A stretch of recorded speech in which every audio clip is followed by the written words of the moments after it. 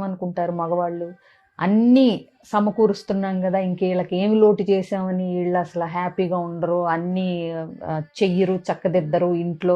నేను అంత కష్టపడి సంపాదించి తెచ్చి ఇస్తుంటే కాలు కింద పెట్టకుండా అన్నీ అమర్చడానికి ఏంటి, సౌకర్యవంతంగా ఉండటానికి ఏంటి, ఈ భావనలో ఉంటారు చాలామంది మగవాళ్ళు.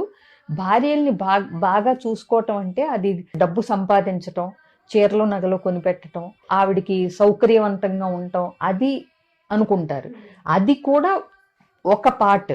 బట్ ఆవిడ చెప్పేది విందాం, ఆవిడ ముచ్చట్లు చెప్తున్నప్పుడు కాసేపు ఓపిక్గా విందాం, ఆవిడ బాధలు ఏదన్నా చెప్తున్నప్పుడు, అన్హ్యాపీనెస్ని ఎక్స్ప్రెస్ చేస్తున్నప్పుడు కాసేపు విందాము, టైం స్పెండ్ చేద్దాము, తన బాధ ఏంటో అసలు కనుక్కుందాము, డల్గా ఉంటే ఎందుకుందో కనుక్కుందాము, ఈ ధ్యాస చాలా మందికి ఉండదు.